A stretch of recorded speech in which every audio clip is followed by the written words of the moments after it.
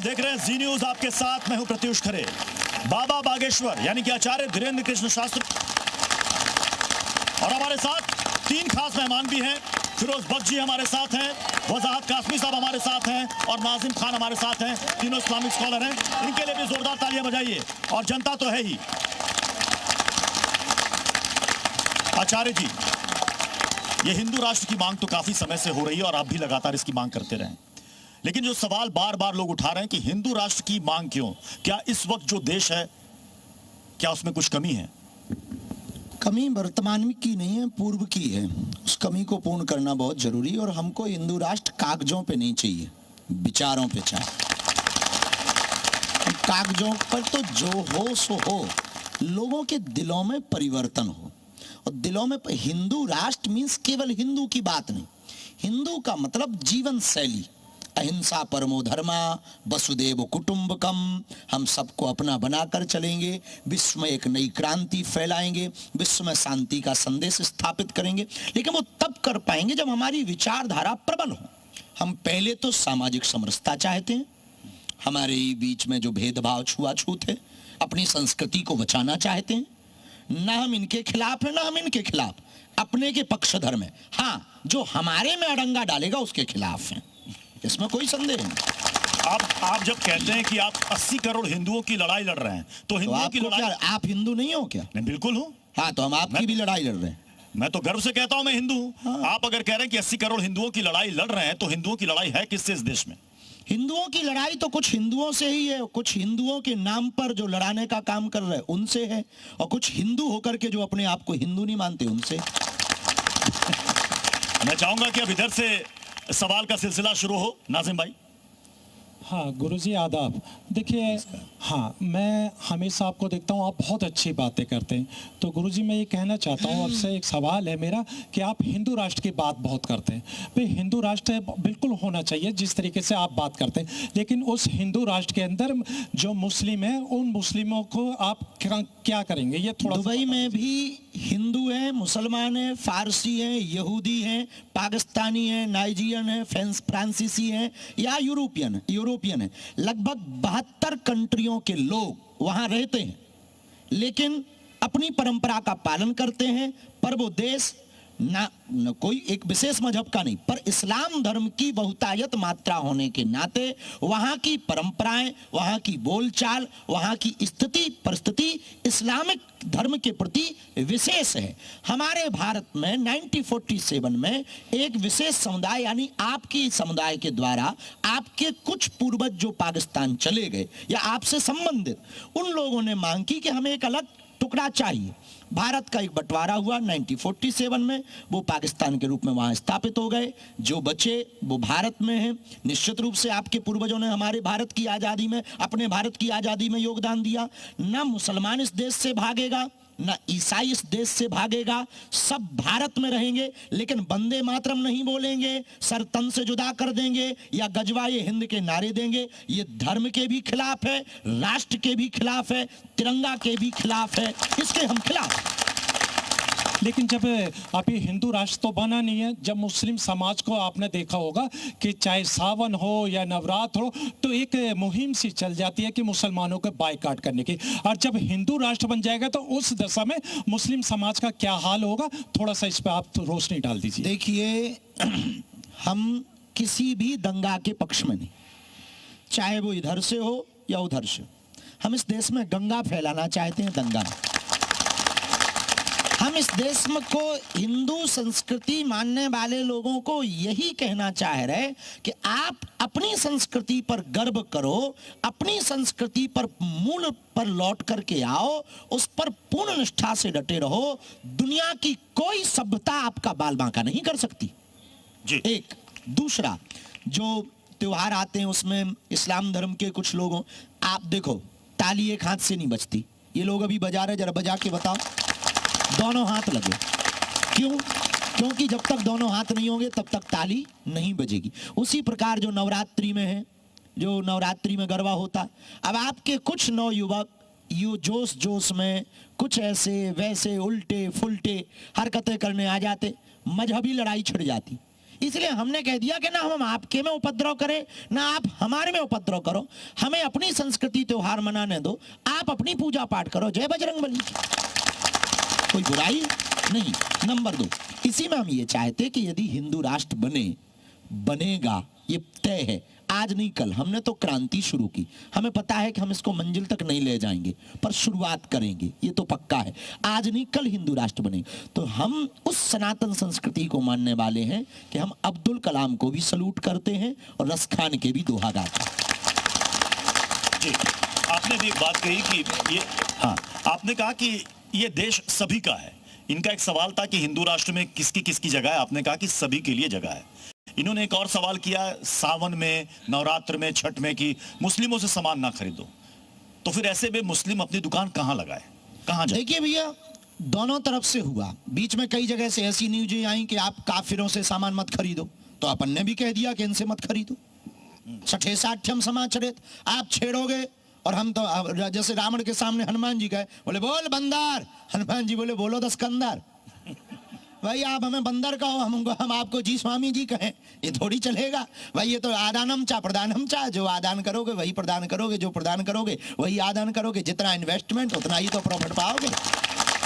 आपके मुताबिक दोनों तरफ से ताली बजी, वही तो हमने जवाब दिया, दोनों हाथों की ताली का जवाब। दोनों हाथ से नहीं, बिल्कुल सही कहा आपने, ताली एक हाथ से नहीं बजती। तो आपके मुताबिक मुसलमानों से अगर कोई सावन में या छठ में, नवरात्र में अगर कोई सामान खरीद लेगा तो कोई दिक्कत नहीं, पर ये भी तो खरीदे ये भी तो खरीदे, तो हमको कोई दिक्कत नहीं। लेकिन हम ये मानते हैं कि ऊपर लेवल पे ये नहीं है, ये निचले ज्यादा जो सामान्यतया गांव में ये बहुत ज्यादा बढ़ जाता है। तो हम तो ये कहना चाहते भाई, काहे को विवाद, हम संवाद के आदमी। हमारे हिंदू राष्ट्र में विवाद का विषय नहीं, संवाद का, क्योंकि इस देश में हिंदू मुसलमान बहुत सालों से चल रहा है और कुछ भी विषय आता है। देखो, हम हिंदुओं को भी एक बात हमने कही थी, वो वीडियो पूरी दुनिया में गया, और हम इसीलिए नहीं कि ये सामने बैठे हैं तो हम महिमा मंडन भी नहीं गा रहे हैं, ना लिबरल हो रहे, ये भी आप कान खोल के सुन लो। हम जैसे हैं, हम अपने एजेंडे के साथ कोई समझौता नहीं करते। हम ये कहना चाह रहे, मुसलमानों को गालियां देने से हिंदू राष्ट्र नहीं बनेगा। बड़ी बात कही। अपनी संस्कृति पर बात करने से, कमियों को दूर करने से व सामाजिक समरसता लाने से संस्कृति बढ़ेगी, वह हिंदू राष्ट्र बनेगा। फिरोज बख्श साहब, आपका सवाल। जी देखिए बाबा बागेश्वर, मैं सोच रहा था आपको धीरेन्द्र शास्त्री कहूं क्योंकि उम्र में छोटे हैं, लेकिन रुतबा आपका बड़ा है। हिंदू राष्ट्र वो राष्ट्र होता है जहां शेर और बकरी एक घाट पे पानी पिए, ठीक है। आप इसको कैसे करेंगे ताकि कोई मुसलमान इस बात से ना डरे, मैं बात पूरी कर लूं, इस बात से ना डरे कि जैसे मिठाइयाँ जो होती हैं ईद बकरा ईद पे, हम जो हमारे बरादरान वतन हिंदू मिठाई वाले हैं उनसे मिठाइयाँ लेते हैं, अच्छी मिठाइयाँ होती हैं, खालिश देसी घी की होती हैं, बढ़िया होती हैं। तो यही चीज़ दूसरी तरफ भी होनी चाहिए। अब जैसे कोई यात्रा होती है, कुछ है, तो उसमें कहेंगे मुसलमानों के जो ठिये हैं उससे खाना नहीं खाएंगे हम, we gel like sugar and milk. देखिए, इसको चरित्र में उतारने की ही प्रैक्टिकल बातों के लिए हम जमीन पर उतरे। भाषणबाजी करने से, प्रवचनों में बोलने से या मीडिया पर बैठने से सिर्फ कुछ लोगों तक तालियां मिलेंगी, व्यूवरशिप मिलेगी, इन भाई साहब को टीआरपी मिलेगी। हिंदू राष्ट्र बनेगा कैसे, पहले इसकी हमने फाइल बनाई। हिंदू राष्ट्र बनेगा हिंदू एकता से। हिंदू एकता कैसे होगी, पहले इनके अंदर जो भेद है उसको मिटाया जाए। जो छुआछूत है, ऊंच नीच है, जो हमारे गांव में बहुत ज़्यादा ये चलता है, ये पिछड़ा है, ये अंगड़ा है, हम ये देश में नहीं चाहते कि कोई पिछड़ा नहीं, कोई अंगड़ा नहीं। हमसे कहा कि आप फिर से चाहते हैं कि फिर से चेक हो पूरे भारत में, ये पता लगाया जाए कि कौन समुदाय अल्पसंख्यक है, कौन बहुसंख्यक है, कौन पूर्ण संख्यक। हमने कहा इसका पता ना लगाया जाए, हमसे यदि कोई सुझाव ले तो इस बात का पता लगाया जाए कि कौन अमीर है और कौन गरीब है। मैं वजाहत कासमी जी आपसे चाहूंगा कि आपकी तरफ से एक सवाल है। मैं बहुत खुल्लम खुल्ला कई सालों से ये बात कह रहा हूं कि जब मैं ये मानता हूं कि न मजहब में कहीं दिक्कत नहीं, न हिंदू में है, न मुसलमान में, न सिख में, न ईसाई में, तो फिर मुझे इस बात से परेशानी क्यों होती है कि ये देश हिंदू राष्ट्र बन जाएगा। हम तो चाहते हैं, चूंकि हमें पता है कि सनातन में कितनी मोहब्बत है, कितना प्यार है, कितना सम्मान है। जिस दिन देश हिंदू राष्ट्र बनेगा उस दिन वाकईतन, जैसे फिरोज बख्श साहब ने कहा कि शेर और बकरी एक ही घाट पर पानी पिएंगे, क्योंकि आप देश के इतिहास को वो दिशा दे रहे हैं जिसकी देश को इस वक्त सबसे ज्यादा जरूरत है। देखिए, एक बात मैं आपसे पूछना चाहता हूँ, बड़ी जिम्मेदारी के साथ पूछना चाहता हूँ। देखिए, अभी कुछ समय पहले एक सनातनी लीग हुआ था, तो बहुत अच्छा हुआ था, हमने भी देखा, हम लोगों को बहुत अच्छा लगा। लेकिन अगर मैं ये कहूँ कि अगर इस्लामी लीग हो जाता तो क्या हम लोगों पे एक देशद्रोही वाला मामला नहीं होता? वो मजहबी खेल नहीं था। हाँ, हमारे ज्येष्ठ भ्राता श्री देवकीनंदन ठाकुर जी की वो विचारधारा थी कि हमको एक खेल खेलना चाहिए। तो हमने कहा, बोले सनातनी क्रिकेट, हमने इस बात से हाँ कहा, चलो कम से कम तनातनी तो नहीं है। उस खेल में ना तो ईसाइयों के खिलाफ बोला गया, ना इस्लाम के खिलाफ बोला गया, ना राष्ट्र के खिलाफ बोला गया, ना कोई बात देशद्रोही वाली। इस देश में क्या बगवोट तो है ना, इस देश में क्या क्या नहीं है जो इस्लाम के पक्ष में है। लेकिन हम लोग कभी बोलते क्या नहीं। सनातनी एक परंपरा है, आप समझ रहे। हमें इस देश के मुसलमानों को हम एक बात कहना चाहेंगे, आप हमारी बात को बहुत जिम्मेदारी पूर्वक समझो। सनातनी, जैसा कि आप साहब ने बहुत अभूतपूर्व बात कही कि सनातनी एक परंपरा है, सनातनी एक विचारधारा। सनातनी मीन्स वसुदेव कुटुंबकम, वन वर्ल्ड वन फैमिली, ये स्लोगन है सनातन का। एक विश्व, एक परिवार, ये सनातन है। तो हमें नहीं लगता कि सनातनी होने से इस देश में जिसने जन्म लिया वो सनातनी, अब माने ना माने वो उसकी कमी है। अब बाप को कोई बाप ना कहे तो बेटे की कमी है, बाप की नहीं। क्रिकेट कोई मजहब का नहीं हो सकता, क्रिकेट तो देश का है, क्रिकेट तो एक खेल है, और खेल एक का नहीं होता, खेल तो सबका होता है। तो क्रिकेट कभी भी, क्रिकेट का आप कलर नहीं कर सकते। अब्दुल कलाम, यदि हम इतने कट्टरवादी होते तो हम उनको गालियां ना बकते। आप हमारी विचारधारा को तो समझो ना, सलूट है। हाँ, उसके खिलाफ हम जरूर बोले जिसने देश के लिए बुरा कहा, पर्टिकुलर हिंदुओं के लिए बुरा कहा, मानवता के लिए बुरा कहा, तिरंगा के लिए बुरा कहा, राष्ट्रगान और राष्ट्रगीत के लिए बुरा कहा, उसको तो अभी भी हम आपके मुंह पे कह रहे हैं कि पाकिस्तान की टिकट लाहौर की कटवा ले वो। अच्छा, मोहम्मद आरिफ अजाकिया, इन्होंने आपसे एक सवाल किया था, आपको याद होगा आपकी जहन में। उन्होंने कहा था कि क्या कुछ लोग मुझसे पूछते हैं कि तुम हिंदू कैसे हो सकते हो, जबकि मुझे गीता भी आती है और मैं बहुत फॉलो करता हूं, क्या हिंदू बनने के लिए नाम बदलना जरूरी है? आपने कहा था कोई जरूरत नहीं है। देखो जी, हम बैठे थे, वो नाम तो भूल गया, लंदन की संसद में उसको कौन सा वो कहते हैं, कॉमन्स कहते, वो ये हाउस ऑफ कॉमन्स कहते हैं। हाँ, हमारी अंग्रेजी चूंकि ऊंचे लेवल की है। उस शख्स का हाउस ऑफ मोहम्मद कॉमन्स में अजाकिया, बैठे आरिफ थे अजाकिया। लंदन में, वहाँ मोहम्मद अजाकिया साहब हमारे वो हनुमान चालीसा की गोष्ठी थी उसमें आए, और पूर्ववत ही वो बहुत प्रभावित हैं। पाकिस्तान में वो मेयर रहे, अब वर्तमान में वो लंदन में ही रहते हैं। महाकुंभ में वो डुबकी लगाने आए थे, हम तो नहीं मिल पाए, हम तो वहीं मिले लंदन में। उन्होंने कहा कि हमने जब से गीता पढ़ी, सनातन को जाना, तब से हम सनातन के प्रति समर्पित हो गए।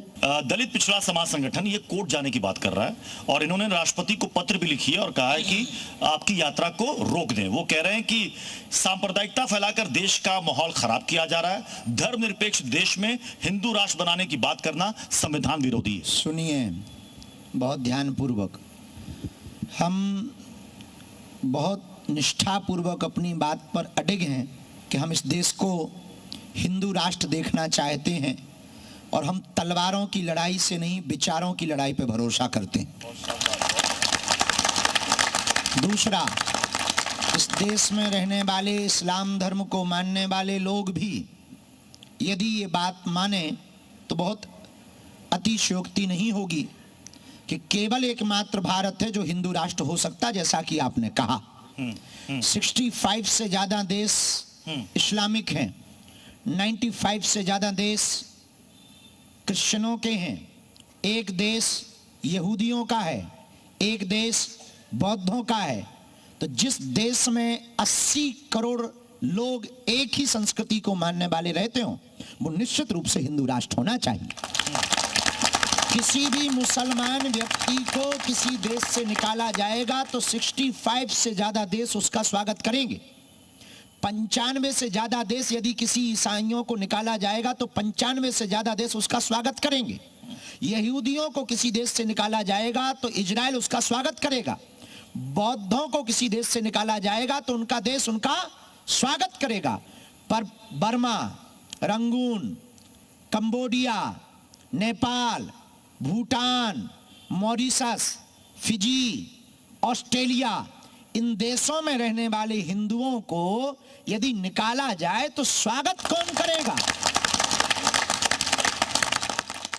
अच्छा, जिस देश की आप बात का, हम अपने हिंदुस्तान की बात कर रहे हैं, 80 करोड़ के आसपास हिंदुओं की आबादी है, शायद उससे ज्यादा हो गई होगी। अगर आप देखें तो आबादी के लिहाज से अप्रत्यक्ष रूप से हिंदू राष्ट्र तो है ही। अरे आप प्रत्यक्ष तो है, पर प्रत्यक्ष हो जाए तो क्या बुराई है? लेवल में रहने की क्या आवश्यकता है? आप कह रहे हैं कागजों पर नहीं चाहिए, विचारों में चाहिए। नाजिम भाई, हाँ गुरुजी देखिए, बार बार आप हिंदू राष्ट्र की बात करते हैं, और जबकि भारत हमारा धर्म निरपेक्ष है और संविधान से चलता है, हम लोग संविधान में विश्वास रखने वाले हैं। तो आप जब इस तरीके की बात कहते हैं कि भाई हाँ देखिए, यहाँ पर गजवाए हिंद का भी आपने जिक्र करा और आपने यहाँ पर सर तंसजुदा की भी बात करी, देखिए हम इन चीज़ों के खिलाफ हैं। हमारा भारत सिर्फ भारत है और भारत की नज़र से ही हम लोग देखते हैं। अभी आपने कहा कि 80% लोग, 80% जो हिंदू हैं वो हमारे भाई है, हम लोगों को कोई परेशानी नहीं। लेकिन एक चीज जो बार बार आ रही थी कि जब सावन हो या नवरात्र हो, जब फेस्टिवल आते हैं तो वहां मुसलमानों का बहिष्कार कर जाता है, लेकिन जब रमजान आते तो हम अपने हिंदू भाइयों का स्वागत करते हैं कि भाई आप आइए हमारे त्योहार पे, आप दुकानें भी लगाइए, सामान भी खरीदिए। तो फिर एक ये विचारधारा चेंज क्यों हो जाती है? थोड़ा सा इस पे भी रोशनी आप डालते हैं। जी सुनो, पहली बात तो संविधान में सेकुलरिज्म वाला शब्द जोड़ा गया। दूसरी बात, धर्मनिरपेक्षता का अर्थ बहुत लोगों ने ये लिया कि कोई धर्म नहीं, पर सिद्धांत वर्ल्ड वाइड लेवल का एक लॉ कहता है कि जिस देश में जिसकी बहुसंख्या हो वो भी एक धर्म है, वो भी एक मान्यता। भाई यहां पर सबसे ज्यादा जिसके समर्थक होंगे उसी के तो जय जयकारे लगेंगे, हाँ जी या ना जी। तो उसी हिसाब से भारत में 80% लोग रहते हैं, तो हम हिंदू राष्ट्र चाहते हैं, लेकिन हिंदू राष्ट्र में हम मुसलमानों को न मारना चाहते न भगाना चाहते, ये बात तो तय है। रामभद्राचार्य जी ने कहा कि 470 सीटों पर हिंदू सांसद जब चुनकर आएगा तो हिंदू राष्ट्र बन जाएगा। हम किसी राजनीति या राजनेता के न समर्थक हैं न विरोधी हैं, हमारे लिए हमारे ही सब पक्ष हैं। जिस जिस पार्टी में हिंदू है हम उस पार्टी के हैं। किस किस पार्टी में हिंदू हैं? अब ये आप बताएंगे, हमें नहीं है। ये तो आप बताएंगे ना, आप इसके अच्छे जानकार हैं। अरे इतने जानकार होते तो अबे तक हम पार्टी ना बना रहे होते।